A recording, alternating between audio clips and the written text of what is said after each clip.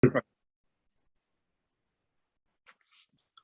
welcome to day 4 of the 25th Silver Jubilee Vedanta Conference. Thank you so much for attending. And as is the tradition, we will begin with the Vedic chant by Abhishek Shukla. Abhishek ji, could you put on your camera, please, video camera? नमः सभाभ्यः सभापतिभ्यश्च। आवाज आ रही है गुरुजी? Yes, आवाज आ रही है। आप शुरू कीजिए। हरि ओम दशवानी देवा सावितर्दुरितानि परासुव यद भद्रं तन्न आसुव अग्नेनाय सुपथाराये अस्मिन् दशवानि वयुनानि विद्वान् यो योऽध्यसमज्जोहोराणमेनो भूयिष्ठान्ते नाम उक्तिं विधेम स्वस्ति न इन्द्रो वृद्धस्रवाः स्वस्ति नः पूषा सववेदाः स्वस्ति नस्तार्क्ष्यो अरिष्टनेमिः स्वस्ति न बृहस्पतिर्दधातु। हरिः ओम।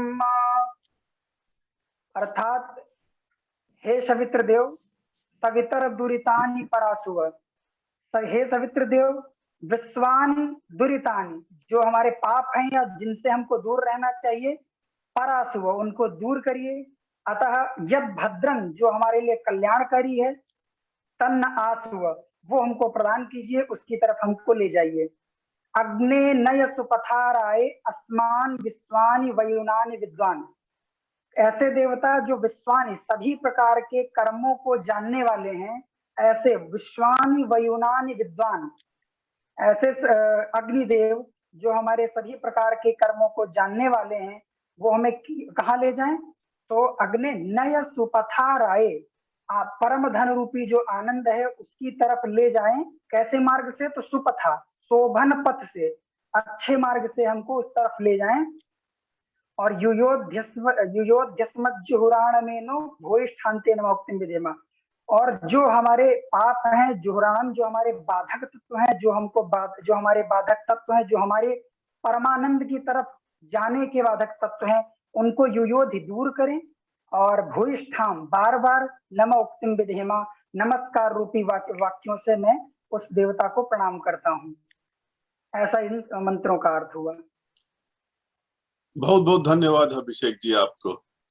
So with that, let me introduce the moderators of this session, Professor Balram Singh of the Institute of Advanced Studies and Professor R.P. Singh from JNU. So Balram ji, please take over. Thank you very much, Sukalyan ji. It is my great pleasure to welcome everyone to this very new idea that was suggested by Professor R.P. Singh at one point, of having a sambad about Sastra versus Shastra. And we are so lucky, fortunate to have 3 very prominent people who I consider as dharmic warriors that I have been able to learn from. And I also think that they are one-man army each, that have been able to create havoc in enemy's heart, whosoever those might be. So I'm very, very pleased to have this conversation today. And I would like to give just a little bit of background about this Shastra versus Shastra, because even when I was talking with each one of them, they had some questions about it. So I thought this is a good idea to at least discuss what these means. Astra and Shastra are the 2 types of weapons normally used. On the left side of this slide, these are the Shastras. And so the one something that you can hold on to and then you fight, that's Shastra. And then astras, the ones like more modern these days, I guess we use more astras, which is you use guns to fight with people. And so it is very important that we have sastra and astra and we understand the value of these things, because you have sastra as the basis of the word sastra. If you just like you have Bharat and then you have Bharat. If you don't have Bharat, you don't have the Bharat is the one with Bharat is Bharat. The same thing is the same. Sastra is the one which has sastra. So something that you hold on to, and it has a physical meaning, it has a spiritual meaning, and Vedantic meaning also. It's important there is another word here, astra. And if you have Vid astra, will be known as Sastra, but somehow that has not been accepted traditionally. Sastra means the one with the sastra, not with astra. So the spelling will be a little bit different in Sanskrit and Hindi. And so that is an important issue. Now, this is such an important issue, it seems, that somebody has written a poem. I looked up online and looked at Sastra, says Sastra. It has n number of poems written. So that means this is an important thing. And you can just see that, a sage, a rishi, has to have all these sastras. And they all, even many deities in Hindu traditions are always armed with some kind of shastra. So that becomes very important part of the learning and projecting ideas, not only ideas, but also physically weapons. I went around looking for a little bit more. These days, I'm trying to become etymologist. Actually, I'm a chemist, so I try to call it etymologist rather than etymologist. And so it is very important that what other words are used for battle. One of them is used as sanghars. And the word comes out of some hers. And actually it's very interesting. Hers means to be happy. Some means to be equally. So it doesn't matter actually. Indian tradition is where people go either for Vijay or Virgati. Which either way, you are very happy about it. And actually, I was looking at this Google, it says sahars or sahars. You have to be happy without these things. So when it is a sanghars in Indian tradition, Vedantic tradition, you sukhe dukkhe samokritva. You do not have to be unhappy about any of this. And also there is a word used, samar bhumi, where summer happens. Summer is also like a yudh or battle. And summer, ra word normally, ra akshar is normally used for something continuous, and in some means to be equally continuous, which also provides the background as to whosoever goes to the samar bhumi, they have equality there, and we have to see how that equality is, even though some people might get killed, and that's an important thing. Also, there is the word sangram. The gram, I have taken liberty to say grahan. Wherever you can partake something equally, which again is the happiness. And yudh also means to join.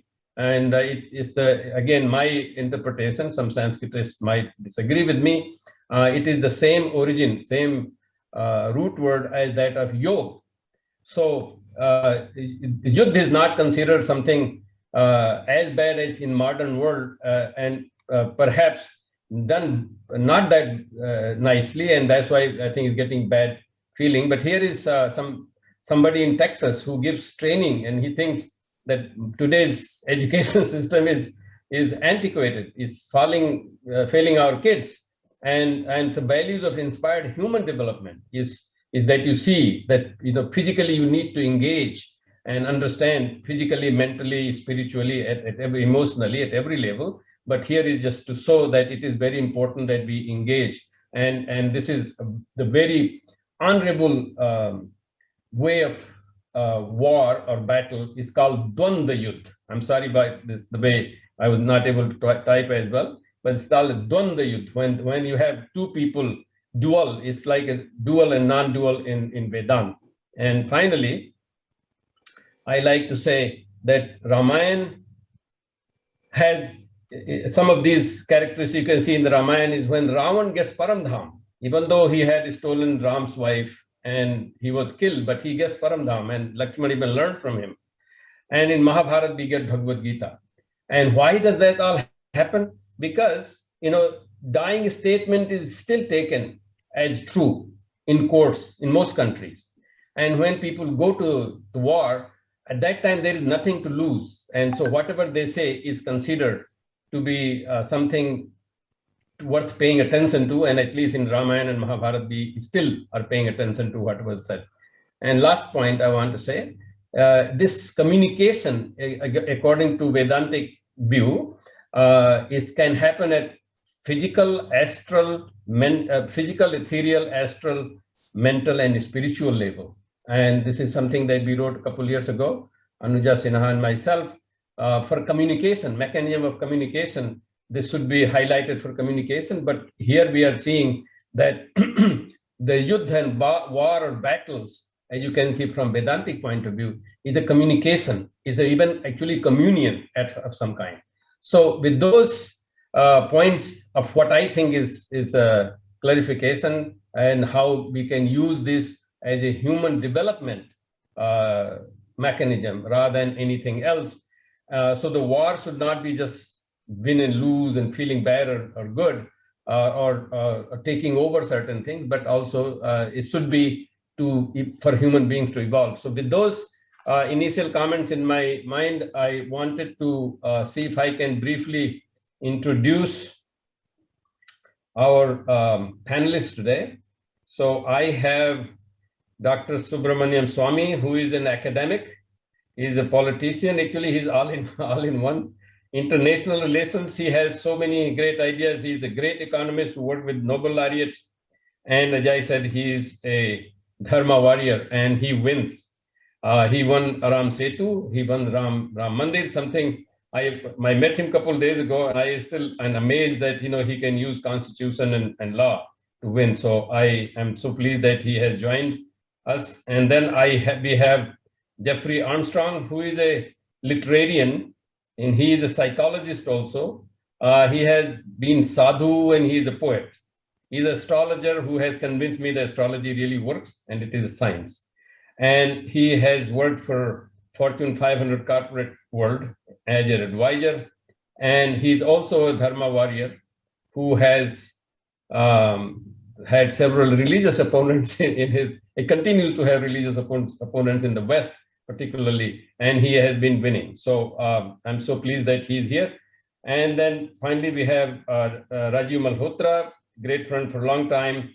He was a corporate leader, very successful one. He's a scientist and a business manager. He's an intellectual, a scholar and author. He has taken on academic world, although he comes from business world, and he has given them real hard time for the academic world. He's a scholar. He has taken on the scholars of religion and made them, actually many of them mend their ways. At least they're not as toxic as they used to be. So I'm so happy that he has joined. All three of you, welcome to this panel discussion. And I would like to invite the senior member of this panel, Dr. Subramaniam Swamy, to say a few remarks, and then we will go to Jeffrey Armstrong after that. Dr. Swamy. Yes. Can you hear me? Yes, very clearly. First of all, I thank the organizers led by Professor Singh for an opportunity to come and speak on this subject. And of course, I am economist by training, and to defend myself and later on attack others, I learned law. So I'm also more well known as a lawyer in India than as an economist, even though I don't have a law degree. So similarly, because maybe my last name is Swamy, many people think I'm a religious leader. But I'm compared to you people, I'm quite a layman. So I was told I'll have to speak for 4 or 5 minutes. Is that the number? No, you have 7 minutes. 7 minutes, okay. First of all, thank you for the conceptual note, because that has clarified so many things. But the word Shastra, I find, has many synonyms in Sanatana Dharma scriptures. Precept, rules, manual, compendium, book, treatise are some of them that I have seen in writings. Now, it appears in Sanskrit literature, the word Shastra, more as a suffix to a noun, much like the English usage of ology, biology, astrology. It comes as Artha Shastra, Nyaya Shastra, Dharma Shastra, and so on. So it's by itself, it's of course has a meaning, but it's more specific when you add to another noun. Now, I would say that in our constitution, Article 25 says that Hindu means not only Sanatana Dharmi, but Buddhists, Jains, and Sikhs, and nobody seems to have protested against it. So Hindu is a large term. It's not specific to any particular theology. And but the broad concepts of these Indic religions are the same. So it is in that background I'm saying, although there is a difference between the way the Shastra is used by Buddhists and the way the Jains and the Hindus use it in the same way. Now, in Rig Veda, hymn number 8.3316, the term is translated as decree. And I mean, those who have translated Rig Veda, meaning rule, instruction, that sort of thing. And in Bhagavad Gita, in chapter 15, verse 20, Shastra is treated as a science. So we have a definitional problem, which perhaps this panel could clear up as to what is the core definition or what are the matrix of definitions that needs to be put out. In brief, then you see, if you look at the Shastras, it's supposed to guide us to the right and virtuous path. So when you talk about Shastra and Shastra, the use of Shastra has to be within the framework of Shastra. And that is also part of many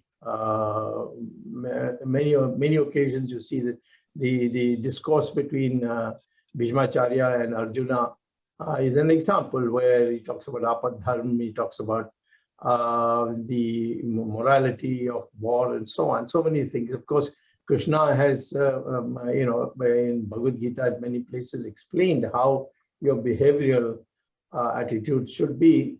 But we have in practically every place a representation that Shastra is a part of Shastra, and Shastra is the moral matrix within which we operate.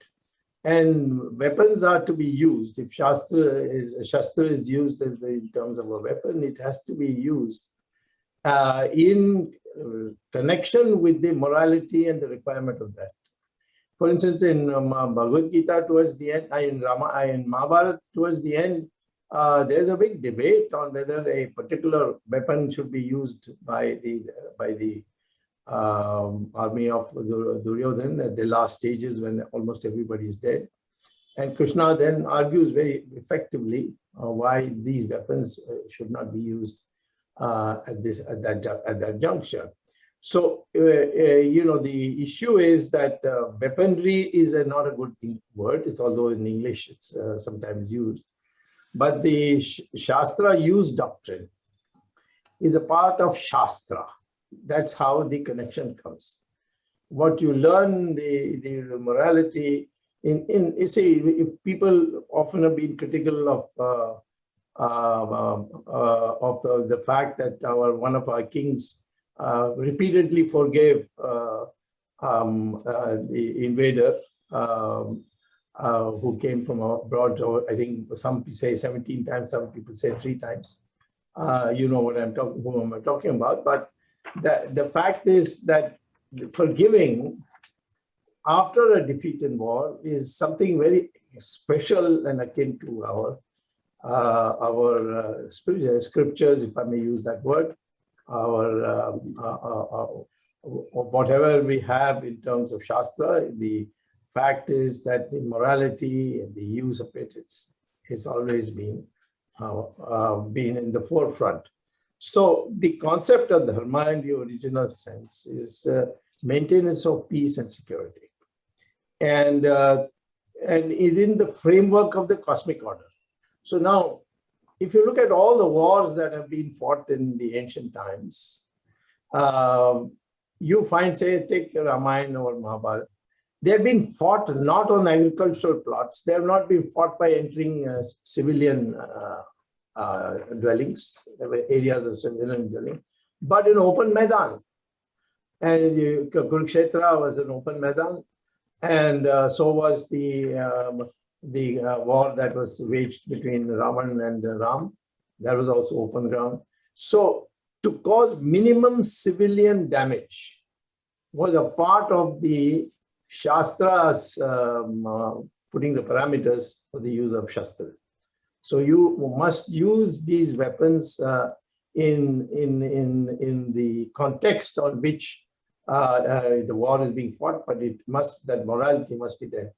There have been exceptions, of course, which Bhishma explained to Arjuna, which is called apadharma. There are occasions when apadharma, which essentially means the non-moral use for a certain shortcut. So, for example, Rama hid behind a tree, and while Sugriva and Bali were fighting, he killed him hiding behind a tree. And when, while dying, Bali, said to Rama that this is the height of cowardice and so on. So he explained why he had to do it, and how morality has been put across. Now, this you will not find in any other scriptures in the world. So therefore, this whole concept of just war, which is not called, we don't have used the word, but the fact is that it is directed at evil characters. And it doesn't matter whether it's a national or alien.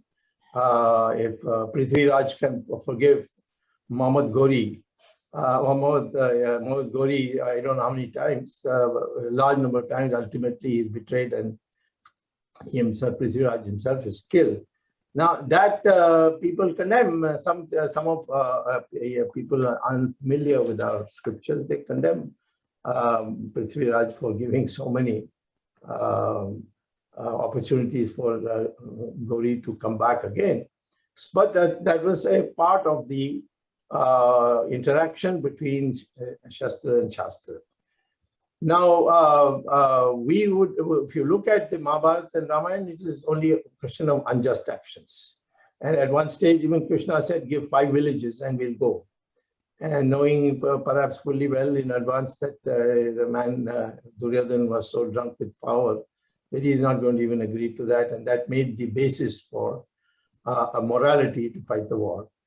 So I was looking at the type of weapons which we see in our Shastra, and which one of them is to be used when. It's a long, I don't want to take up time because I have clearly almost at the end of my time. But I will read out these 10 most important weapons. One is Trishula, then is Sudarshana Chakra. And of course, with it, all the explanations go when it is to be used. Pushpa, Pashu Patra Shastra, Brahmanda Astra, then Brahmastra, Brahmashira, Narayana Astra. So this Astra and the Shastra distinction also needs to be explained in this seminar that we are having. Bhargava Astra, Vajra Yuddha, Teen Ban, there is a Teen Ban Babarika in the Mahabharata epic, and Brahmastra is the last one. So these have been classified, and the Shastra behind it, each one of them has also been explained. So I don't think there's a, it's amazing at that so many centuries ago that the Hindus put this moral principle and war and when we can go to war, when not to, which is a kind of doctrine which we need to put in modern language for the future generations of India. Thank you very much. Thank you, Dr. Swami. I would now invite Jeffrey Armstrong to give his initial remarks. Thank you, Balaramji. Namaste to everyone. Wonderful to be in such illustrious company, and it's momentous that we're discussing how to not destroy the world, but how to remove the ignorance, asatoma sadgamaya, that otherwise is obstructing our living in this world in the dharmic way. To me, this conversation and the principle involved here is something akin to finding that which cannot be destroyed, finding that which cannot be broken. So to me, there are two parts of this conversation. Kshatriya, to hurt and to protect. So there is a time when it's necessary to be dynamic physically to protect some sacred right of individuation that those around us have. To me, the context of the Veda is that it changed the conversation. And this is its greatest strength that I believe is being missed currently in the world. And that is that we are all Atma. We are each unique divine individuals, and there is no time limit on us. This changes the game. And when you change the context of the game, you change then how the game is played. In many ways, science has taken us to the conclusion now that using weapons against one another is pointless and useless because we can do it so well. I believe that this is the signal for a new era in which the Sanskrit language will be most prominent as the basis of establishing an order at the level of consciousness, which has so far not been established throughout the world. You'll notice that the so-called religions went throughout the world, and they had a mandate to go and take everything from people who did not believe in Christianity. This was the mandate of the Catholic Pope, and it was called discovery. You may go discover a place, and nothing that you do is violence as long as you do it in the name of a particular something. Whereas in the Vedic culture and Vedanta at its very basis, the principle is that we are all immortal beings. So the easiest thing to do is to destroy each other physically. Therefore, by being immortal beings, we should have a restraint that allows us to fully embody without dominating one another physically, but rather to find a way to cooperate together. The word science is from scientia in the Latin, and it has to do with to cut. This is the Buddhi Siddhi wife, the two wives of Ganesha, and Ganesha is us as a work in progress, half animal, half human.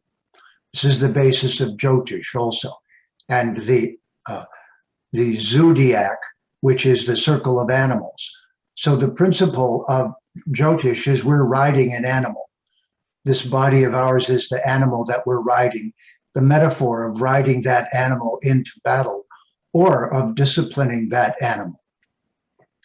In my opinion, the missing component in our world right now that needs to be reintroduced is the martial arts as a practice, because the martial arts were the basis of the Kshatriya culture, because we can have a confrontation without it leading to destruction. And this is the science of both dance and martial arts, which are kindred subjects. In other words, we're supposed to fully embody, and this is the basis of yoga. And the second pada of the Yoga Sutras, it says, tapasya, svadhyaya, ishvara pranidhan, kriya yoga ha. There are three activities of yoga. First, tapasya. The tapas is exerting ourselves to the fullest without creating destruction. And it is the transformative energy that comes from that. So it is the restraint that we learn from being an immortal being that sets a context up of interaction with one another. And this is the divide between the Kauravas and Pandavas. The one is trying to sustain with their power. The other cannot restrain their violence because they're not rooted in Brahman. That root in Brahman is what those of us who came in from the outside learned from Bharat. We learned that we are immortal beings, and the responsibility of that is to foster life, not to destroy it, not to view it as a single episode, but to see it as a long and continuous story. So this is the ideal of Shastra. It is the Akshar Brahman. We are obedient to the matrikas of the Sanskrit language. We are rooted in the immortal messages, and therefore our ability to cut is not used to destroy. It's used to cut away what is harmful and damaging to life. We become surgeons rather than assertive warriors who rape and pillage. And this is no accident that we are the people, I call the Vedic civilization the people of a library. As such, it is our ability is to discern at more and more refined levels, and through that discerning process to work cooperatively with the unfoldment of existence. That is the underlying principle of the ritam. The ritam gives us rhythm. It gives us reading, writing, arithmetic. That re is the basis of the whole process. And therefore, if we buy time, we don't release our destructive forces when we have a disagreement. Instead, we appeal to the ritam. We see the ishas, the devas and devis. We engage with one another as immortal beings, and we hold that focus in the chaos of matter. So to me, this is when I said earlier, Tong Fu. Tong Fu is clarifying the situation through the use of Sanskrit. So a particular subject that I think is most important to this conversation is that because the Vedic civilization is emerging from the period of colonization that so disabled it, it is very important that we use language with discernment as if it was a sword. And for this, we need to introduce a couple of hundred Sanskrit words into the modern vocabulary. We cannot change the game without those words. If we use the English words, the Latin words, the Greek words, we're still playing that game. And a real Kshatriya knows not to play the game according to the lead of their opponent, but to redirect the game and take charge of its direction. This is the real secret of Kshatriya, is that you stand for something which is forever, and as a result, your strategy is not distracted by the temporary. And so therefore you do the least amount of violence necessary to move forward. So I would propose to everyone that the next step in this renaissance of Vedic knowing is to start using Sanskrit words with uniform English definitions so that the linguistic chaos that has existed and was purposely created at Oxford is removed. I have a way of doing this myself, so I'll give you an example. The word Oxford, ford means a crossing of a river. And you see at the ford of the river, the oxen would cross. So this is why when you're working with Oxford, you have to be very careful, because along with the bulls came a lot of bullshit. And so it is that we have to now use that bullshit to improve the garden and bring out the sat of the Sanskrit language, the Sanskritam, is going to give us the steadiness that is the concept of being the Atma. So when we are the Atma, we're in no hurry to destroy. When we forget that we're the Atma, and so Aham Brahmasmi is the motto of going into Vedic battle, and that is that I will do the least harm to the last minute and hold my weapon in its sheath, which is the Sharira. The Sharira, or physical body, is the sheath of the sword. The sword itself is the Atma, and we must be that Atma in order to change the way this struggle is being conducted. Thank you. Thank you very much. Thank you very much, Jeffrey ji. I think it's getting in the right direction, because Dr. Swami raised some questions about how to define. There are a lot of conflicts, and you have provided guidance as to how to go about it in terms of English and Sanskrit. And Rajiv has done some work, as we all know, about this issue also, and he has used it practically in his debates with people. So let's bring in Rajiv and see what is his perspective. You are muted, Rajiv. You are muted.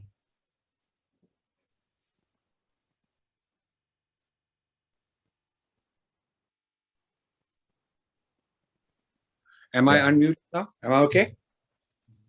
Namaste. Yeah, Balram, can you hear me? Yes, yes. Okay, well, thank you for organizing this.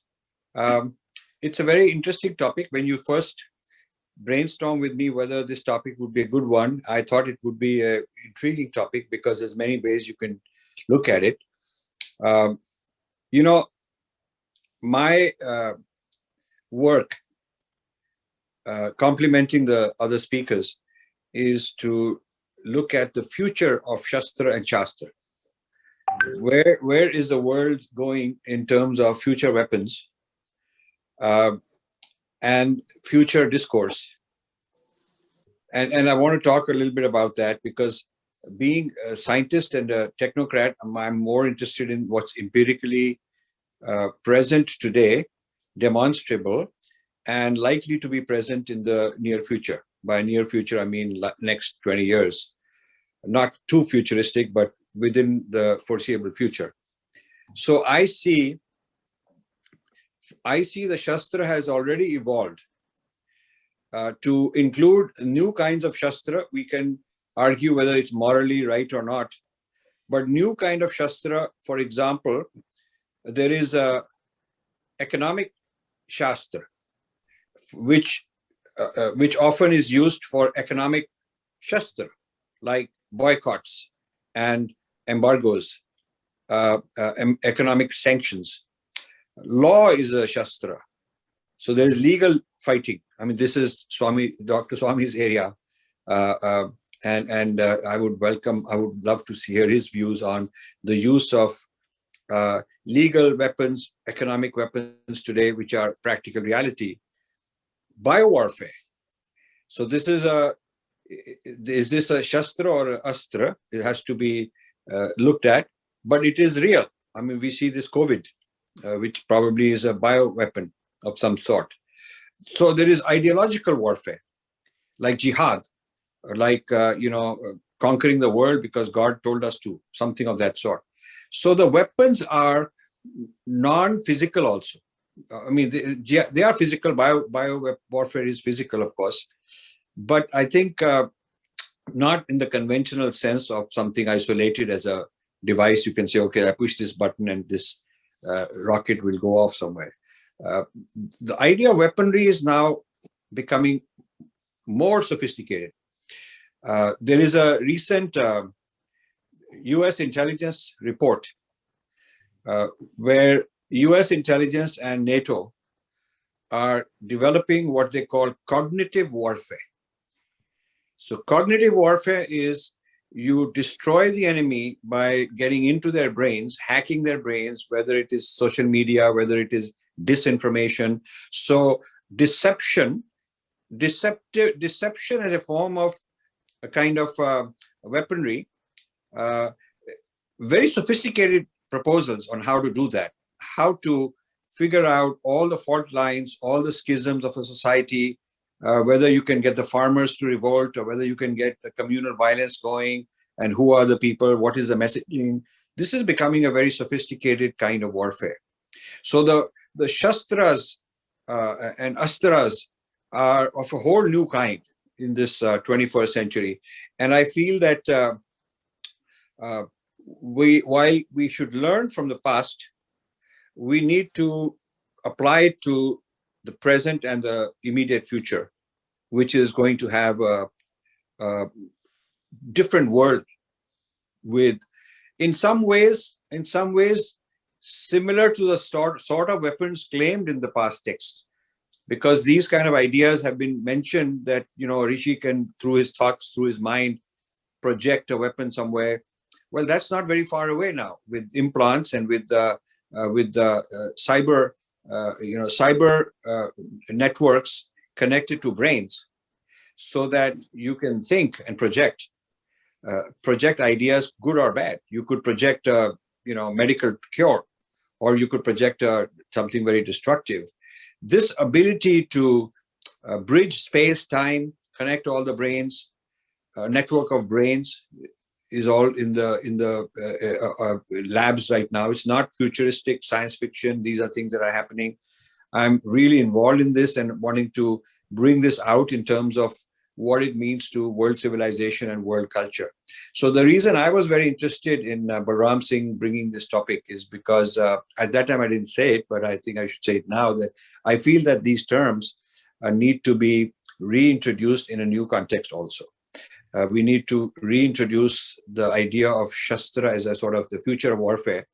There is so much being written on this, but there is no ethics. There is a whole field I'm part of called AI ethics, artificial intelligence ethics.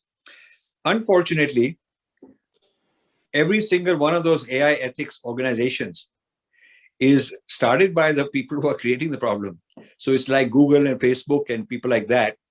And the US military and various militaries, China has got AI ethics group going on, and they put their own people to kind of control the discourse. So I'm a troublemaker kind of. I go in and, get in the door, and I know the technology. I was trained in computer science, and AI was my field 50 years ago. So I understand what the heck they're talking about. And I can go in and sort of start pointing out contradictions, double talk, hypocrisy, and that of course makes them very uncomfortable. So we are in a state of unprecedented deception, and a book I have coming out. I don't want to discuss the details right now, but this will uncover huge personalities, huge institutions that are supposed to be very benign and very good, and India-based also. So Indians are not sort of exempt from this. That are highly corrupt and turned into instruments of destruction, disruption, while looking very nice. So this is going to be like Breaking India 2.0. So, if Breaking India is a kind of Shastra type of, it's a Breaking India as a force. It doesn't have to be a physical force made of metal or something, but it's an ideological force. It's an ideological warfare. And so now I'm developing this Breaking India 2.0 because things have changed in the last dozen years since the first Breaking India came out, and things have now become very different with completely different players doing completely different things. And there's an enormous amount of data. I mean, the first draft is, a couple thousand pages. So what I'm going through is figuring out what to write, what not to write, and all of that. So that's why this topic of, Astra, Shastra, and where is this going in the future is very important to me. The ethics people used to talk about biowarfare ethics in the United Nations, and then the ethics of the doctrine of nuclear war, the Shastra of nuclear war. Now they're talking about things like autonomous robots, because you can create a robotic army such that you actually lose control over it. you give them so much autonomy to overrule and to automatically go after the destruction of something, such that even if you are killed and finished and destroyed, this army will go on autonomously, even without the owner being in charge. And this is considered by the military people, this is considered a great thing, because you can have these submarines and so on, such that even if your country is destroyed fully, these submarines will go fighting and finish off the other side. And they think it's a deterrent, but it could also, of course, get out of hand. So I will stop, and hopefully we will pick up some of these ideas in the discussion. But I'm really enjoying this conversation so far, and thank you very much for inviting me. Thank you, Raju. Thank you. I just want to make a couple comments before I go to the question. I think because there is an issue, and this is a continuing issue, how to even describe dharma, where it comes from. So I'm just going to throw some ideas so that you can perhaps pick up wherever, if it is needed. You know, one of the ways that we look at the knowledge system is that there is para and apara vidya. And the way we express whether we are using as a weapon word ideas, that it has to go through this process of para, pashanti, madhyama, and then Bakhari, at least in speaking, and of course, writing. Raju is talking about, writing it so that you're still part of communication. But then the writing is a karma, and as fighting is also karma. And writing sometimes can be a fighting also. And then only dharma is decided. It's almost like experiments, in inductive way of learning, or agam sastra, as they say. You have to do things, then see how it happens, and then only it can be considered as a principle or dharma. So this process is very important, and it has to happen whether somebody is fighting with submarine, or they're fighting with fists. They have to go through this process. And Raju and as well as Dr. Swami mentioned about this, that how people perceive it. I mean, I think it's ultimately is the perception, whatever rules people are trying to make, whatever ethics trying to make, they're thinking about that these rules have to be somehow accepted by people. So people are still very, very important. And they don't necessarily have to be controlled by weapons. I think there are a lot of ideas, and that's why democracy works. So that's one idea. And second one is that there is an idea of high level people and low level people. And I think it's a typical hierarchy in almost anything, but in war also. And India and dharmic traditions had this, where a Maharathi will fight only with Maharathi. They will not fight with, not only they were in the field, there was a battlefield that people went to rather than, hitting somebody's house. They also had this, if you don't have the weapon, they will give you one. And, so this is a very, very high level of thinking versus low level of creatures who might fight, by hiding somewhere and doing this and doing that. This is very important to raise the consciousness of the people. I think that Jeffrey was talking about. So Jeffrey, now with that observations of mine of really wonderful point that you all three made, the question is whether Shastra, which is written in books and all of us read, should control how the Shastras are used, or the battles are waged, or the other way around, where depending on Shastras, as Raju is talking about, the people are doing all kind of rules and regulations. Everything can be artificial intelligence can be used. They can put in your head. These are all Shastras, and they're already being used, and then they will create a Shastra about it later on. So what do you think should be the way to go? I'll suggest you take a couple minutes, and then I will request to have some comments as well. Yes, can I say a word? Yeah, sure. Yeah, Dr. Swami, go ahead. Absolutely. I just want to take off from where Rajiv Malhotra left by practical example. You see, in the up to now, whenever there was warfare, there was collateral damage, and you knew who was doing it and what was the damage caused.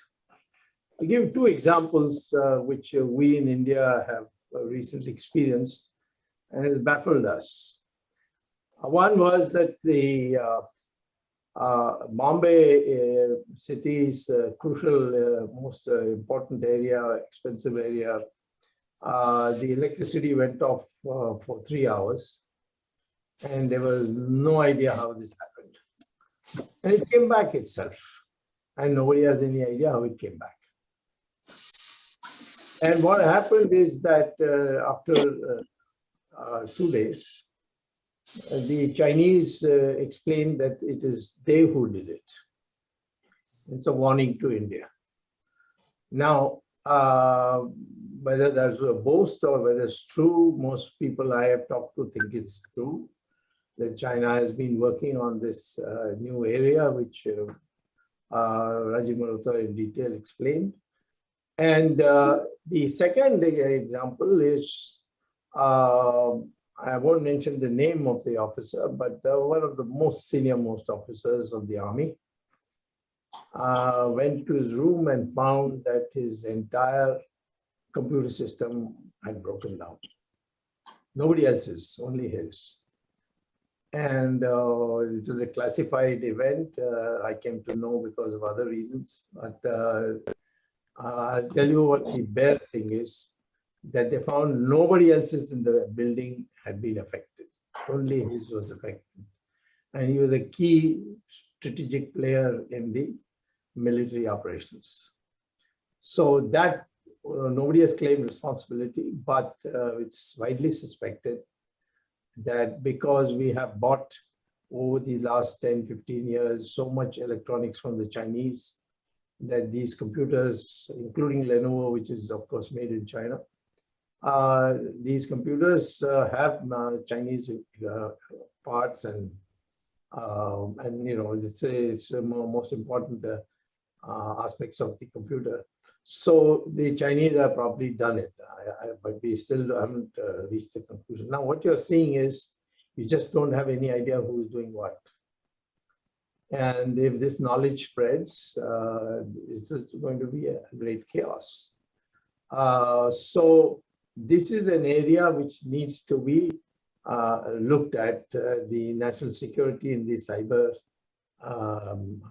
warfare era, because nobody can see it coming, nobody knows where it's coming from, and the damage done is extraordinary. And so this is a Shastra which has no Shastras to guide it. And therefore, how do we go about constructing our defense to see that such a thing does happen? Thank you, Yeah, Dr. on this, just to make a quick comment on building on this, you know, if you take it further, there are also Shastras where the owner loses control after turning it loose. For example, COVID. Yeah. After, let's assume the theory is correct that it came out of a weapons lab or something, but the Chinese had lost control. They are not don't know how to fix this problem. So, you know, you could have a very dangerous society today, a very dangerous world where man is playing, trying to, you know, outsmart nature and creating very dangerous things that he fully does not understand. The people who created COVID probably do not fully understand how it works and what to do, how to control it. And therefore, this thing could really destroy humanity in total. So I think the problem is pretty serious. So it's good that we are having this conversation. Wonderful that both of you actually reinforced the question whether what kind of Shastra would that be if these kind of Shastras started controlling the whole system. And Raju, you're right. I mean, you lose control. I mean, scientists lose control, governments lose control. So going back to Jeffrey, what do you think? How can we enforce the Shastra that were of ancient times, but modern weapons are very different, as Raju and Dr. Swami both mentioned about it. So how do we go about that? Well, first of all, I just want to comment that both Subramanian Swami and Rajiv Malhotra are modern versions of the great heroes who go right into the place where the battle is most dangerous and come back and report to us what is really going on. And I have an immense admiration for both of them, for that courage and for the focus that they maintain under such stress and pressure. My approach to this has been slightly different as I grew up, you might say, outside the Vedic culture and came inside. So there's something that was a part of my process that may be useful. First of all, growing up in Detroit as I did, I had about 100 or so street fights growing up, and I didn't start any of them. People were trying to destroy me as I grew up, and I simply dealt with it. And this led to the next stages, which was a pursuit of a higher truth.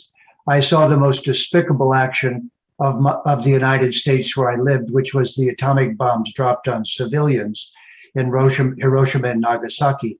This educated me that something was terminally wrong with the culture in which I lived.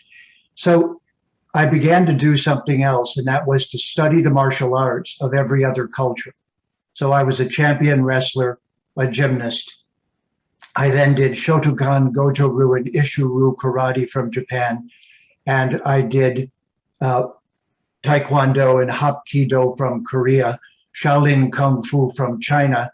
I mastered the martial arts as a confrontation of our individuality, much like Arjun saying to Bhagavan, hey, how can you expect me to be in a battle and also be intelligent? Do you want Samkhya or do you want Karma Yoga? Which is it? So then I went into the ashram for 5 years and I studied Sanskritam and I entered into the Vedic civilization. And at the high end of that experience is mantra, manas trayate. I'm creating a frame for us. In between, I studied two kinds of martial arts. One was Olympic sword fighting with the foil, and the other one was fighting with the rapier. And the rapier was the Renaissance sword of Europe. The reason I'm pointing this out is one of my sayings is I love stabbing people, I just don't like hurting them. So this martial art is perfect because we must fully embody here on the planet because our embodiment is what is being threatened. Rajiv, you described it so wonderfully. Our embodiment as we understand it is completely being threatened. The game is changing immensely. And my understanding of Shastra and where it's taking us is we're going to withstand that and keep the Atma-based culture alive here. So to do that, I believe we have to teach our children two things. Sword fighting, where no one dies or is wounded, but you learn to confront the physical and stay on the physical plane. We must teach them to stay embodied correctly, and this is the basis of yoga. But this one is going to be a conflict, and that's what the Mahabharata taught us. Get ready for the ultimate historical conflict, and the Bhagavad Gita will guide you what to be, who to be. Now, two things to do. One is to embody completely. Don't give up your embodiment because of what's going on around you. That's what they want. So stay completely embodied, and sword fighting allows this. You exert completely and no one is harmed. So this is something we're losing the physicality of our youth right now. Secondly, is the basis of language is Sanskrit. Sanskrit is the only language that does not drift away over time. We have agreed to become the keepers of this wisdom over time, and therefore we must learn a vocabulary of Sanskrit words and the use of mantra and teach this to the next generation, and have a few books like the Bhagavad Gita, which are the warrior manuals. The Shastra has to be led by, and this is why Vedanta is the Bhagavad Gita, the 10 principal Upanishads, and the Vedanta Sutras of Vyas. He was getting us ready for jungle warfare. He was getting us ready for street fighting. He was getting us to boil the entire Shastra down to 3 topics, to learn to stay fully embodied and to stay connected to Brahman, and to, with that vibration, to overcome the dissolution. The vaccine passport is the attempt to dissolve our individuality and completely remove it. It's not about a vaccine. It's not about a disease. It's about getting us to abandon our unique individuality. I'll end with this. My favorite Vedantan was Madhva. There's a story. One day he was doing his mantras in the morning. Two big wrestlers came and said, "We want to fight with you." He said, "I'm doing my mantras." They said, "We want to fight with you now." He said, "I'm doing my mantras now." And he said, "Tell you what, if you can stop me from doing my mantras, I'll wrestle with you." So one grabbed him by the neck and started choking, and Madhva kept chanting out loud. And then the other one grabbed his neck, and now both of them were choking. And he kept chanting out loud. And finally, both of the wrestlers stopped and bowed down to him and said, and so this means we are distinctive individuals. We emanated from Brahman. We are visiting this realm of Prakriti. It will be a struggle. It will be a war. It will be a fight. So therefore, learn to fight with the least attrition, with the least destruction, and stand steady in that individuality, fully embodied. At the same time, know that who you really are is the Atma. Teach this to everyone, demonstrate this to everyone, and this is the sword fighting where no one is hurt. Learn to stab without hurting, without killing. These three things, the Sanskrit language, the mantras that accompany it, the knowledge that it gives us, the reassurance that we are the Atma, the ability to see each other that way. This is the Namaste culture. It is here to namaste. To do this, we must re-embody the next generation, give them this skill set and not confuse them with the whole Vedic library, with all the Shastra. And they're currently in that state of confusion. We need to bring back this focus and one-pointedness at each of these levels is my proposition. And those of you who are teaching us of the imminent dangers, all of us then need to listen to these people ringing the bell of what is the danger right now. But this mustn't dispirit us. We must rebuild the culture of individual strength on the physical plane, and of the ability to hold the focus on the mental plane, and of the endless process of being the Atma. To me, this is the essence of what we must do in response to what Doctors Malhotra and Subramanian Swami have diagnosed so profoundly. Now, we must all stay embodied, stay here on Mata Bhumi, and stay the field. Thank you.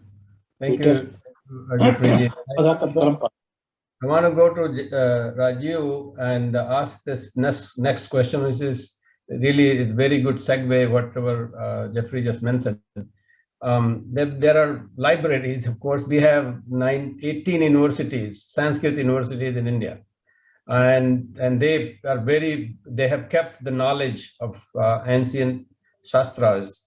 And at least, if there is any place in the world which has kept these so well preserved is India, even though we may have lost quite a bit.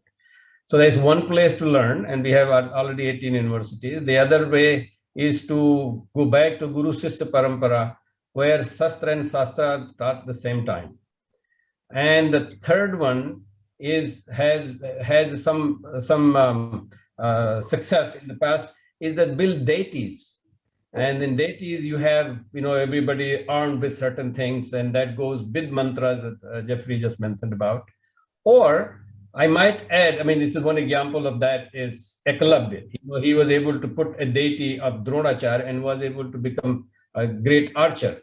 But then, Rajiv, I wonder if the computer is a deity, because it has all these features that you're talking about, and it can influence people.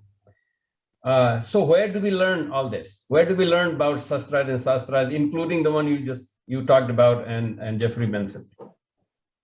Well, I in my own, I can only discuss my own process. I combine all of these. But I start with the inner world, the meditation, the Raj Yoga, as taught by gurus. And I feel that unless my inner being, my adhyatma is clearer, cleaner, sattvic level, I'm not able to understand fully all the libraries I may go to, all the external things, all the external deities I may build, the external shastra coming from somewhere and have to be internalized. And therefore, the container has to be clean. It's like if you have coffee in a cup and you finish the coffee, but it's still dirty with some coffee left, and you pour tea, you will neither have coffee nor tea. It's sort of a mixture. So you have to clean the vessel in order to prepare to drink the wisdom of the Shastra, drink the oral tradition, what your gurus can teach you. And the whole idea of experiencing the deity is also on the inner being that is going to be involved and engaged in this process. So the problem with modern revival of Hinduism, as I see it, is a lack of prioritization and emphasis on the inner process. We have externalized society. Okay, it's good to criticize those who've harmed us, and we want to decolonize. All that is very important. We want to fix our education system. We want to get rid of the bad guys and restore our temples. But I find that in the process of doing so, too many of the people who are involved as activists and sort of leaders of society doing all this lack that inner quality. I mean, they're not even able to sometimes follow an argument. They don't have attention span. They don't have focus. So we need to build the inner instrument. The inner instrument, which is going to receive all this, has to be prepared, has to be built. And as the inner instrument is being built, made better and better, then its ability to take all this knowledge from all these 80 libraries that you said and universities becomes viable. Otherwise, we are parroting. I find that when I go to some of these universities, and believe me, for the last 25 years or more, I have been going all the time looking for Sanskrit scholars in order to pick their brains, learn from them, brainstorm, come up with ideas. And I find that if I give a problem and say, okay, tell me from the Shastra how to solve this problem, I find a kind of an inability to apply the knowledge. They can parrot it. They can parrot it very clearly, very easily, and tell me what it says here, what it says there, but they don't know what to do with it. So how to apply the knowledge for today is the clarity that comes from an inner quality. People who've learned this inner quality are also creative in terms of applying this knowledge for today's context. That, I think, is the next step. It was very important to restore the preservation of knowledge so it doesn't get destroyed further. And I think we've done a good job getting started. It's very important to restore the deities and the mandirs. That's very nice and very important to do. But we need to restore the inner being at the individual level. And this has to start with childhood education. It has to start actually prenatal, even before a child is born. From the time of conception, there is a whole yoga of doing that. So you are educating the fetus even before it's born. From that time onwards, how with the mantra, with the diet, with the good environment, good practices, how this being is going to come and grow and mature into somebody with the mind, with the mental and spiritual quality that they are capable of taking this civilization further. So I would say that while it's very important to go and learn about others and debate them and engage with them and fight them, and I do a lot of that, but my guru told me not to go and do anything externally until I was certified that, okay, now you're ready. And it took a long time, by the way. It took many, many years of this kind of adhyatmic process under the supervision of the guru before I was told, okay, now you go and you can talk about it.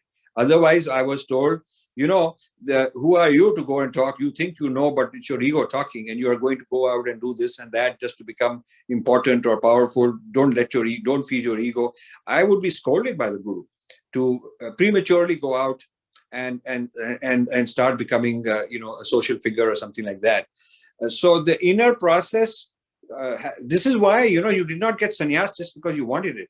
A qualified guru would have to grant you sannyas after certifying that you're ready for it, because it would be dangerous if an unqualified person who's not ready for it assumes sannyas. People start giving the person a lot of importance and credibility, and this person is not fit for it, and this thing could become very abusive, and this would be bad for society. So therefore, you know, it's like you don't get a pilot's license just because you decide one day I want to fly a plane. You got to be certified by people who are very qualified and very knowledgeable experts. So in this way, even getting sannyas is something that has to be certified by a qualified guru, you know, from a certain lineage. I feel that the crisis of India is the crisis of not enough good quality gurus. We have mega gurus who are multinationals. They're running a, you know, big organization with hundreds of people, thousands of people, and they're making billions of dollars, a lot of real estate they have. So it's become more like a mass merchandising.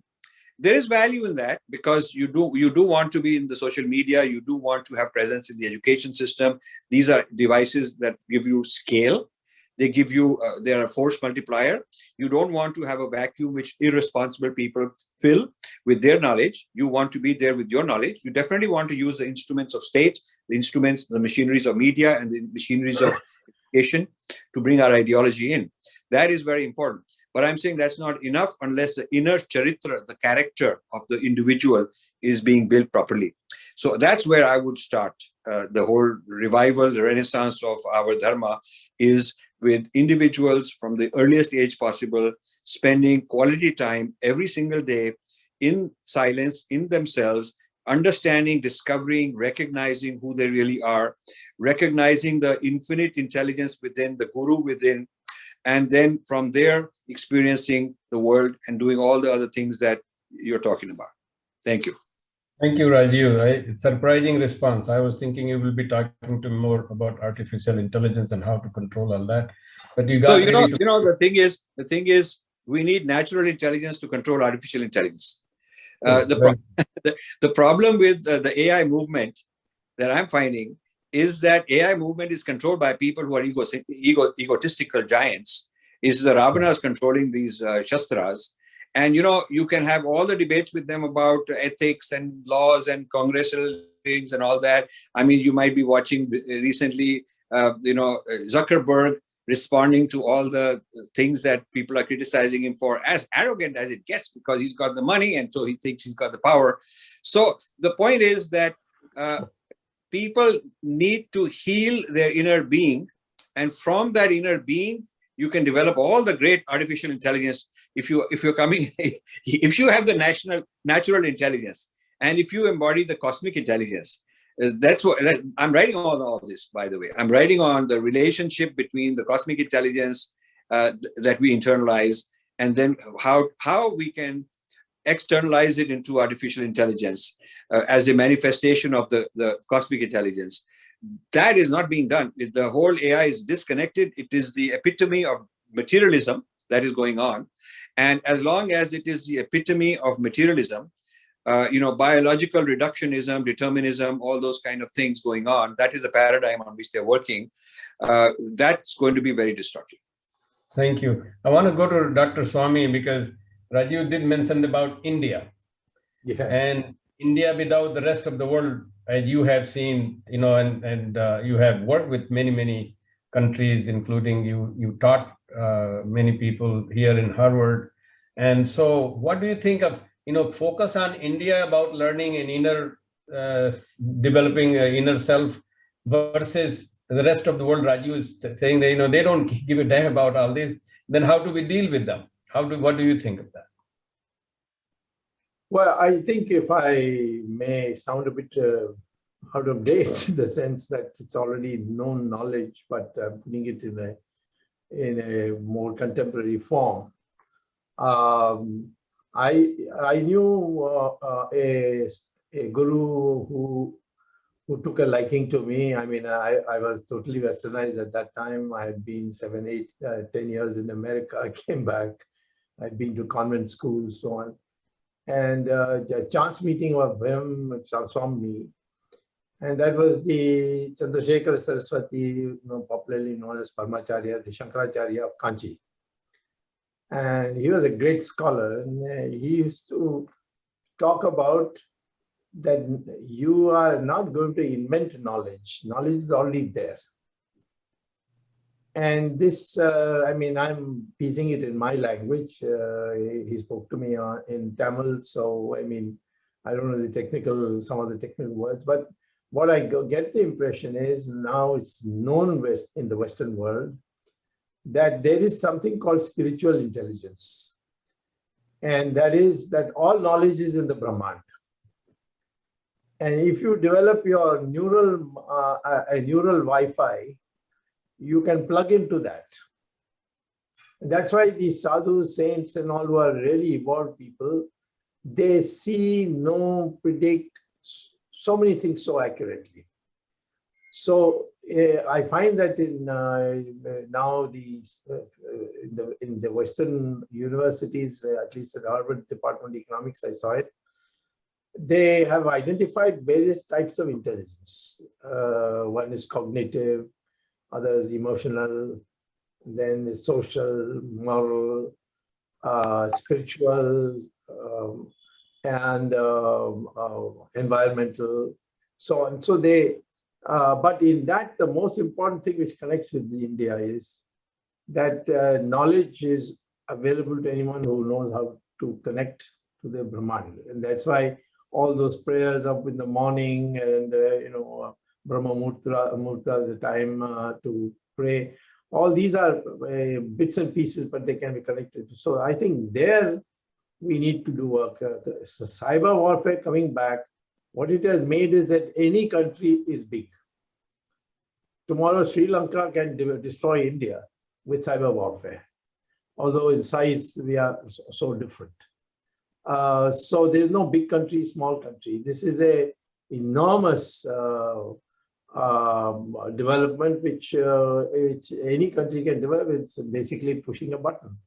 So coming back to it, I would say the thing that needs to be focused on is how is knowledge acquired, and that which means that India would have an advantage, because we have for centuries been working on this. And I think if one has to teach people formally to develop a new kind of intelligence, this is the kind of intelligence that needs to be developed. Thank you.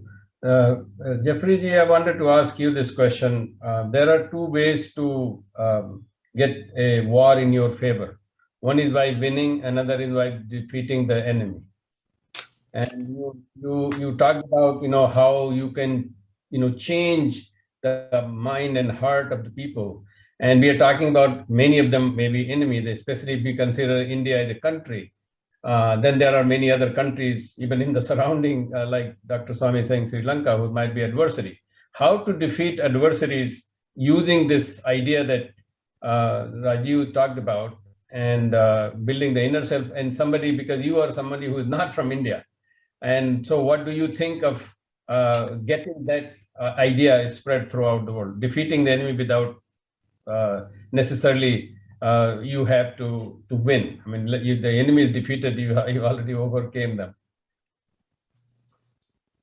Because I'm a Jyotishi, I have explained karma to very many people.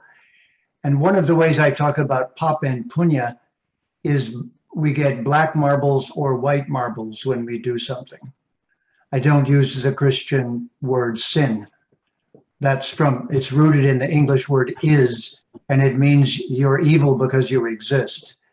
So that is not a word we should use in conjunction to Sanskrit.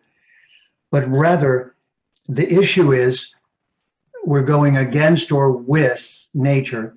And then there's a third kind of marble. The black and white marbles are our everyday karma. Then there's Sukriti. Sukriti is a gold marble that results from our acting as the Atma and as Brahman, from our reestablishing of that as our core identity. The degree of those gold marbles, because they don't go away. In the Bhagavad Gita, Krishna says, you don't lose that from life to life. You build that.